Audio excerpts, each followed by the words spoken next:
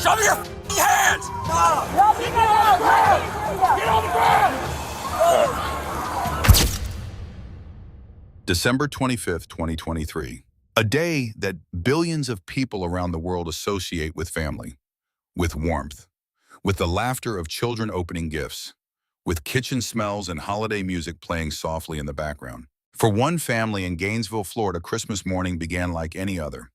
They woke up, they got dressed, they drove to a parking lot. They never made it home together. Anna Terrill was 31 years old. She had a name. She had people who loved her. She had a life that stretched far beyond the single moment that would end it. She was not a number in a statistic. She was not a footnote in a police report. She was a young woman who drove to a Walgreens parking lot on Christmas Day to do something that should have been ordinary. That morning, a custody exchange was scheduled to take place. A child was supposed to move from one parent to the other. Simple, routine, the kind of transaction that happens thousands of times every day across this country, in parking lots, in front of schools and driveways. It did not go as planned. By the time the sun had fully risen over Gainesville that Christmas morning, one person was dead. One person was critically wounded. 5 children were trapped inside a speeding vehicle with a woman holding a loaded gun, and police were in the middle of a high-speed pursuit that stretched 13 miles through the streets of a city that had no idea what was happening. This is the story of Amanda Janzen. This is the story of what happened in that parking lot. And this is the story of the woman who died because she was simply in the wrong place at a moment when someone else had already decided that today would be the day. Stay with us. This is one of the most disturbing cases we have ever covered. Christmas Eve in Gainesville, Florida. The city was quiet in the way that only holiday eves can be. Streets that are normally busy with traffic moved slower. Stores were closing early. Families were heading home. Gainesville is not a large city. It sits in north-central Florida, home to the University of Florida, surrounded by pine forests and red clay soil. It is the kind of place where people know each other, where neighbors wave, where the same families have lived for generations. Amanda Janzen was 38 years old. She had children, multiple children. That night, she had 5 of them in her care, ranging from a toddler, barely 11 months old, all the way up to older kids who were old enough to understand tension, old enough to feel the mood in a room shift. Amanda had been in a custody dispute. That detail matters, not as background noise, not as a minor subplot. The custody dispute is the entire engine of this story. It is the thing that had been building for months, maybe longer. The thing that had turned her world into something she described as a battlefield. The man at the center of that dispute was the father of one of her children. We will call him the father throughout this story because his name is not the focus here. He had his own life, his own perspective on the situation, and on Christmas Day, he had agreed to a custody exchange. These exchanges happen in neutral locations, parking lots, public spaces, places with cameras and witnesses. The idea is safety. The idea is that neither party can do anything extreme when they are in the open, in the light in front of the world. That Christmas Eve night, Amanda Janzen made preparations. We do not know everything she did in those hours, but we know what investigators would later find on her person. We know what the security cameras would later show. And we know that when she went to sleep that night, if she slept at all, something had already been decided. The exchange was scheduled for Christmas morning. In just a few hours, everything would change. Every case like this has a turning point. Not the moment of the act itself, not the moment the police arrived. The real turning point comes earlier, much earlier. It comes at the moment when a person makes a decision that closes every exit behind them. For Amanda Janzen, that moment came before she ever left her home. She brought a gun to the custody exchange. That is the decision. That is the fulcrum on which everything else balanced. The gun was not found at the scene. The gun was not left in a glove box out of habit. The gun was loaded. The gun was on her person. And the gun investigators would later discover was accompanied by additional magazines. Extra ammunition, more rounds than anyone needs for self-defense at a parking lot exchange. This tells us something.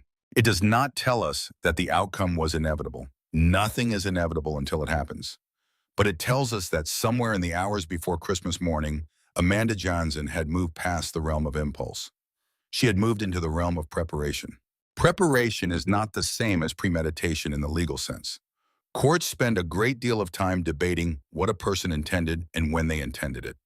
But from a human standpoint, from the standpoint of simply understanding how we got here, the presence of extra ammunition is a detail that cannot be explained away. She arrived at the Walgreens on Northwest 6th Street in Gainesville. It was Christmas morning. The parking lot was largely empty. The store itself may or may not have been open. What mattered was the open space, the visibility, the fact that this was supposed to be neutral ground. The father arrived. Anna Terrill was with him. Anna Terrill. We will come back to her fully. But for now, understand that she was there. She was 31 years old. She had not shot anyone. She had not threatened anyone. She was present at a custody exchange standing in a parking lot on Christmas morning, and she had no idea what was about to happen. The exchange began, and then it ended, in the worst way possible. What happened next was captured. Security cameras at the Walgreens and surrounding businesses recorded it. The footage does not lie. It does not have memory problems. It does not change its story under pressure. Amanda Janzen opened fire in that parking lot. The shots were not warning shots. They were not fired into the air. They were fired at people, at Anna Terrill, at the father. Anna Terrill was struck. She went down. The father was also hit. His injuries were described as severe, critical, the kind of injuries that send a person directly into emergency surgery and leave families waiting in hospital corridors for hours praying the phone does not ring with the worst news. The parking lot erupted. In the span of seconds, a quiet Christmas morning in a suburban parking lot became a crime scene. The smell of gunpowder, the sound of children. Because the children were there, they were present for this. They were in proximity to the shots that rang out in that empty lot. Amanda Janzen did not stay. She ran. She got into her white vehicle, the same vehicle that had 5 children inside, 5 kids ranging from 11 months old to older who were now passengers in a getaway car. The time between the shooting and the first 911 call was measured in seconds. Witnesses called, security cameras captured the vehicle, and within minutes, law enforcement in Gainesville knew what they were looking for. A white vehicle, a woman who had just shot 2 people, and 5 children in the back seat. What happened over the next 13 miles would be one of the most tense police pursuits in Gainesville's recent history. The race was on. Law enforcement pursuit situations are among the most dangerous scenarios officers face. They involve a moving target, unknown terrain, unpredictable behavior from the driver, traffic, pedestrians, and in this case, the added dimension of 5 children trapped inside the vehicle being pursued. The pursuit of Amanda Janzen covered approximately 13 miles. 13 miles is not a short distance. At high speed on holiday quiet roads, it takes time. It takes coordination. And it takes an enormous amount of discipline from officers who know that the situation inside that white car could deteriorate at any moment. Dispatch would have been working overtime, units coordinating positions, air support if available, tracking from above, supervisors making decisions about how aggressive to be, how much risk to accept, how to balance the urgency of stopping a shooter against the catastrophic risk of a high-speed crash with children on board. Amanda was not driving calmly. She was not pulling over. She was not slowing down. She was fleeing with everything she had, with 5 kids in the car on Christmas morning, with a gun still somewhere in or on her person. The people on the radio knew what was inside that car. Not just a suspect, children. An 11-month-old baby who could not understand what was happening. Older children who could see everything, who could feel the speed, the fear, the chaos of the adults around them. Officers made the decision to execute a tactical vehicle intervention. This is a maneuver where law enforcement uses their vehicles to force a pursued car to stop. Done correctly, it brings the vehicle to a controlled halt. Done incorrectly, it can result in catastrophic crashes. The officers executing it that morning had to make a precise calculation under extreme pressure. They stopped her. The white vehicle came to rest.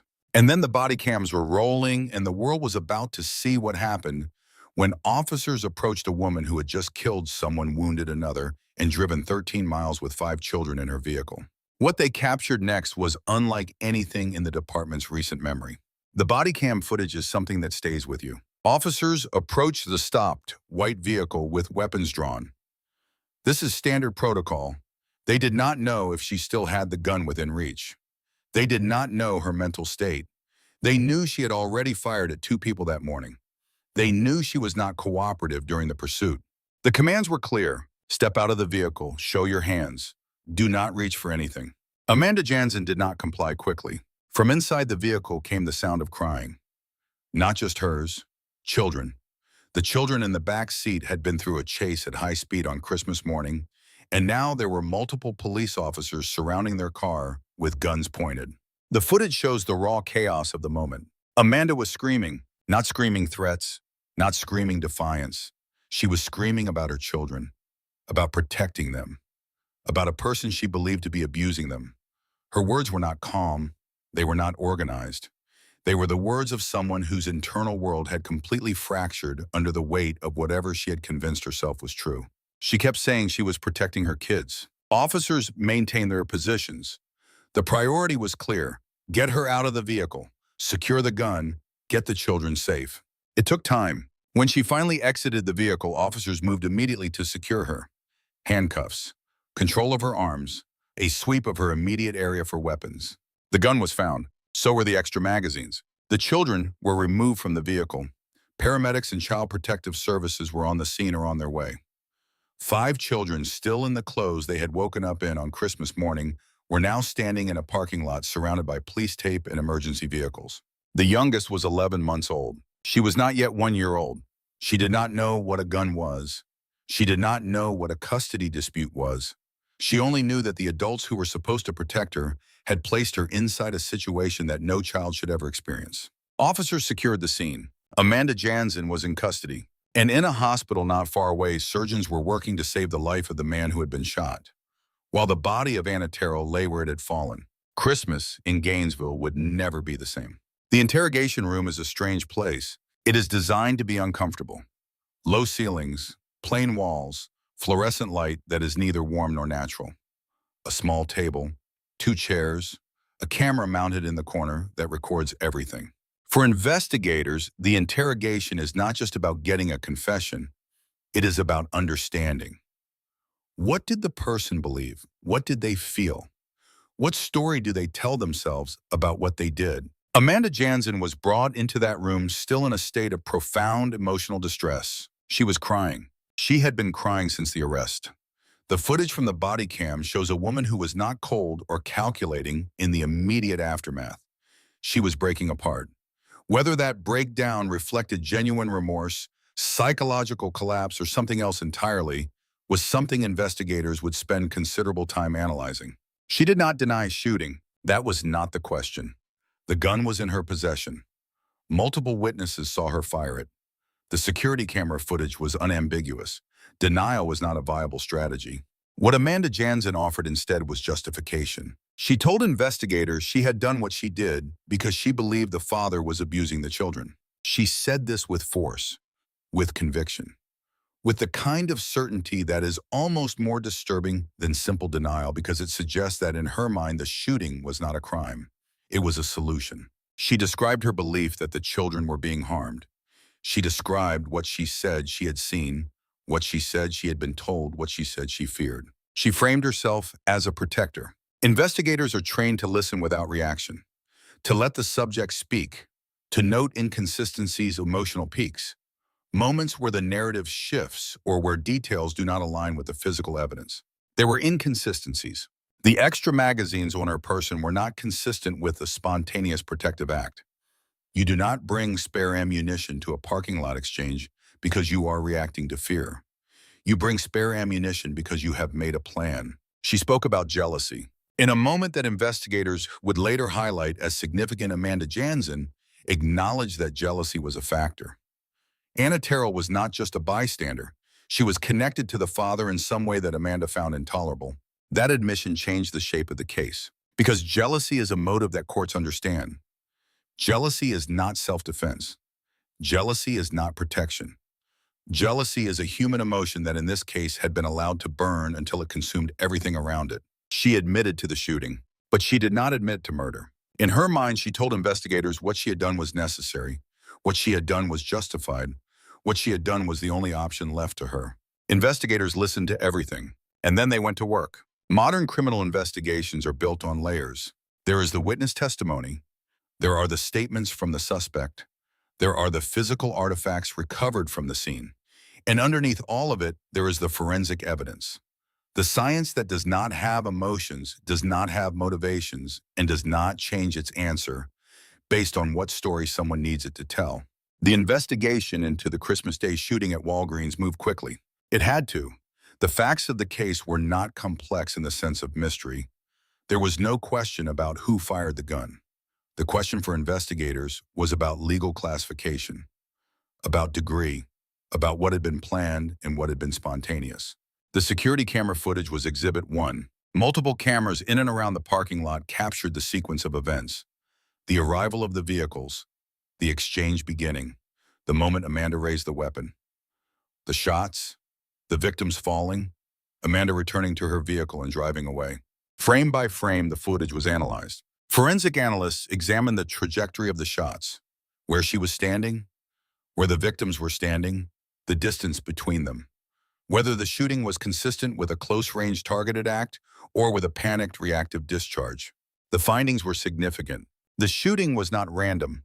It was not scattered. It was directed. The shots were fired with the purpose of hitting specific people at close range in an open space with clear sightlines. This mattered enormously when prosecutors began building their case. The gun was processed by the crime lab. Fingerprints, ballistics, the serial number. Every detail was documented. The extra magazines recovered from her person were tested and matched to the weapon. Ammunition recovered at the scene matched the weapon she carried. Medical evidence was gathered from both victims. The father survived his wounds, though his injuries were severe enough to require significant medical intervention. His account of events matched the camera footage. He described the exchange beginning normally and then the shooting starting without warning. Anna Terrill did not survive. The cause of death was documented by the medical examiner with clinical precision. The manner of death was homicide.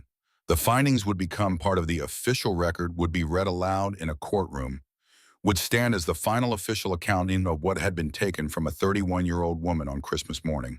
Investigators also examined Amanda Janzen's digital footprint, phone records, social media activity, text messages, communications in the days and weeks leading up to the shooting. What they found painted a picture of escalating obsession. A woman who had become increasingly fixated on her custody dispute, increasingly convinced that the only resolution was one she delivered herself. Child Protective Services conducted their own parallel investigation. The 5 children were interviewed separately in age-appropriate settings by trained professionals. Their accounts were assessed carefully. What they had seen, what they had heard, what they understood about what had happened. The 11-month-old could not speak. The older children could, and what they described was a Christmas morning that began with fear and ended in chaos. Each piece of evidence was cataloged, preserved, and prepared for the courtroom. The prosecution would have everything they needed. The question now was not whether Amanda Janzen had done it. The question was how many charges could stick. The charges came quickly. In the American legal system, charges are filed based on the available evidence at the time of arrest, and they can be updated as the investigation develops. For Amanda Janzen, the list of charges that prosecutors ultimately brought to court was extensive. Second-degree murder. In Florida law, second-degree murder refers to killing that is not premeditated in the most formal legal sense, but that results from a depraved indifference to human life or from an act that is imminently dangerous to another in demonstrating such indifference. The charge fits cases where a person does not necessarily plan the killing days in advance, but acts with conscious disregard for whether their actions will cause death. The prosecution argued that bringing a loaded weapon with extra ammunition to a custody exchange met that standard. Attempted murder. The father survived, but the same act that killed Anna Terrill had also put his life in grave danger. A separate charge of attempted murder applied to the shots fired in his direction. 5 children were in that vehicle during the high-speed chase. The youngest was 11 months old. Exposing them to that experience, placing them in a speeding vehicle with a person who had just fired a weapon, who was being pursued by police at high speed, who had no regard in those moments for their physical safety, constituted child abuse under Florida law. The trial proceeded. Amanda Janzen's defense team worked to humanize her, to contextualize her actions within the framework of the custody dispute, the fear she had expressed about the children, the emotional state she had been in. Defense teams in cases like this often focus on the human dimension of what led someone to a breaking point. Prosecutors focused on the facts, the extra magazines, the security camera footage, the 13-mile chase with 5 children on board, the admission of jealousy, the premeditation implied by the level of preparation. The jury deliberated. When they returned, their verdict was clear. Amanda Janzen was convicted. Second-degree murder, attempted murder, child abuse. Each count carried its own sentence. The judge, in delivering the sentence, did not mince words. Amanda Janzen received life in prison. In addition to the life sentence, she received an additional 30 years to be served consecutively. That means one sentence does not begin until the previous one ends. The math is not complicated. Amanda Janzen, 38 years old at the time of the crime, will spend the remainder of her natural life behind bars. The gavel came down. The courtroom absorbed the weight of the sentence. And somewhere the family of Anna Terrill heard a number that can never replace what they lost, but that represents the legal system's acknowledgement of what was taken. Justice in the formal sense had been delivered. But justice in the courtroom does not undo what happened in a parking lot on Christmas morning. Nothing does. This part of the story requires us to slow down.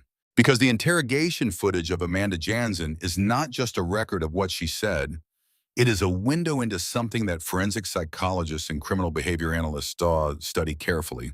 And what it reveals is deeply unsettling. When Amanda Janzen walked into that interrogation room, she was not operating from the same reality as the investigators sitting across from her. That is not a legal defense. It is an observation. She genuinely believed that what she had done was justifiable. This is a psychological state that researchers sometimes call moral disengagement. It is the process by which a person convinces themselves that the normal rules of human conduct do not apply to their situation, that their circumstances are exceptional enough, their cause righteous enough, their provocation serious enough that the acts they commit exist outside the moral framework that governs everyone else. Amanda had built a narrative. The narrative went like this: the children were in danger. The system had failed to protect them. No one was listening. No one was taking her seriously, and she was the only one who could do something about it. This kind of narrative is dangerous precisely because of how it distorts perception. It converts victims into threats. In Amanda's narrative, Anna Terrill was not a 31-year-old woman standing in a parking lot. She was part of the system that was harming her children. She was connected to the man who Amanda believed was a threat. And in the warped logic of someone who has fully committed to their narrative, eliminating that connection was a rational act. The admission of jealousy complicates this narrative but does not erase it. Human psychology is not clean. People do not act from a single pure motive. Amanda Janzen may have genuinely believed the children were in danger and also felt overwhelming jealousy toward Anna Terrill. Both things can be true simultaneously. They often are. But the jealousy tells us something the protective narrative cannot fully explain. It tells us that personal grievance was present alongside the stated justification. And when we add personal grievance to preparation, to extra ammunition, to a 13-mile flight, rather than an immediate stop, the picture becomes clearer. This was not a purely reactive act. The breakdown in the interrogation room is worth studying, not to generate sympathy, but to understand. She wept. She was not performing for the camera. The distress was real. But distress after an act is not the same as awareness before it. A person can be genuinely devastated by the outcome of something they chose to do. That devastation does not retroactively change the choice. What investigators observed in that room was a woman who had divided the world into categories: those who were protecting her children and those who were not, those who understood her and those who were against her, those who were safe and those who were a threat. Once a person divides the world, that completely violence becomes almost inevitable, because every interaction with someone in the second category confirms the threat, and every confirmation of the threat makes escalation feel more justified. This kind of thinking does not appear overnight. It builds over weeks, over months, over years of accumulating grievance, real and imagined, until the weight of it becomes unbearable, and the only relief feels like explosion. The children in that car did not need a protector who carried extra ammunition to a parking lot exchange. They needed stability, safety, adults who could manage their own emotions long enough to let children live without terror. What they got on Christmas morning was the opposite. And the woman in that interrogation room, weeping and insisting she had done what any good mother would do, could not see the distance between what she believed and what she had actually done. That gap, that chasm between self-perception and reality, is one of the most dangerous spaces in all of human psychology. And it is in the end what brought 5 children to that car and 1 woman to that courtroom. We need to stop here. We need to put down the chronology and the legal analysis and the psychological framework for a moment. Because Anna Terrill deserves that. She was 31 years old. Think about what 31 feels like. You are still becoming. You are still figuring out the shape of your life. You are old enough to have made mistakes and young enough to be certain that most of your story is still ahead of you. Anna Terrill woke up on Christmas morning. She may have had plans for the rest of the day, a family gathering perhaps, a meal somewhere, phone calls to people she loved, the small rituals that make a holiday feel like a holiday. Instead, she drove to a parking lot. We do not know everything about Anna Terrill's life. We do not know what she loved, what she was working toward, what made her laugh. We do not know the small details that make a person rather than a name in a case file. But we know she mattered. We know she had people who loved her.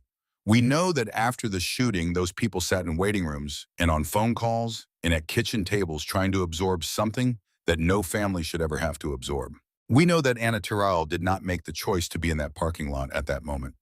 She was there because of circumstances, because of relationships, because of the completely ordinary human act of being somewhere on a Tuesday morning that happened to be Christmas. She had no warning. There is something particularly terrible about that, about the fact that the last moments of her life were not moments she chose. She did not have time to think of the people she loved. She did not have time to say anything. She was standing in a parking lot, and then she was not. 31 years old. In the aftermath of cases like this, victims are sometimes reduced to their role in the event. The woman who was shot, the person at the exchange. They become shorthand for a tragedy rather than a human being who lived and breathed and had a favorite song and probably complained about the weather sometimes. Anna Terrill was not a prop in Amanda Janzen's story. She was the story. Her death is the anchor of this entire case. Every charge, every piece of evidence, every tearful statement in that interrogation room, every minute of the 13-mile pursuit, every day of the trial, every year of the sentence exists because of what happened to Anna Terrill in that parking lot on Christmas morning. She deserved to go home. She deserved to grow older, to have more Christmases, to become whoever she was still in the process of becoming. She did not get that. And no sentence, no matter how long, gives it back. We say her name, Anna Terrill, 31 years old, gone on Christmas Day, 2023. Cases like this do not emerge from nowhere. They are the terminal point of a long chain of events, decisions, and missed opportunities. And while it is easy to look at the end of that chain at the parking lot and the gun and the chase, it is more useful and more honest to look at the earlier links. The first lesson is about custody disputes. Custody proceedings are among the most emotionally brutal experiences a person can go through. They involve the thing you love most in the world, your children, and they put that love into direct conflict with someone else's claim on the same thing. The stakes feel existential because for parents they are existential. The American family court system is designed to navigate these disputes rationally, but rationality is very difficult to maintain when your heart is involved. The danger zone is when someone exits the system entirely. When they stop trusting the courts, stop following the process, and start making decisions unilaterally. When they convince themselves that the official channels have failed and only personal action remains. That exit from the system is not always dramatic. It happens quietly, in private thoughts, in small decisions to stop cooperating, to stop communicating, to stop believing that any outcome other than the one you have already decided is correct, is acceptable. The second lesson is about escalation. Conflict escalates when it is not interrupted. When two people in a dispute cannot communicate, cannot compromise, cannot find any neutral ground, the conflict does not stay static. It grows. It intensifies. It develops its own momentum. And by the time the escalation has reached a certain point, the people inside it cannot see clearly anymore. They cannot accurately assess risk proportionality or consequence. Amanda Janzen did not wake up one day and decide to bring a gun to a custody exchange out of nowhere. She arrived at that decision through a process, a long one. And somewhere along that process, there were points where intervention might have helped. A counselor, a mediator, a trusted family member, someone who could have offered a reality check at the moment when her thinking was becoming most distorted. Whether such opportunities existed and were missed, we cannot say with certainty. But in the abstract, they almost always exist. The third lesson is about the children. 5 children were in that car. 5 children watched police surround the vehicle with drawn weapons. 5 children were removed from a car by officers in a scene they will likely never fully forget. The youngest was 11 months old. She will grow up with no memory of this specific day, but she will grow up in the long shadow of it. Trauma in early childhood does not always announce itself with symptoms immediately. It accumulates. It shapes the way a nervous system learns to interpret the world. It teaches children at the most fundamental level, whether the world is safe or dangerous, whether adults can be trusted, or whether they are sources of unpredictability and fear.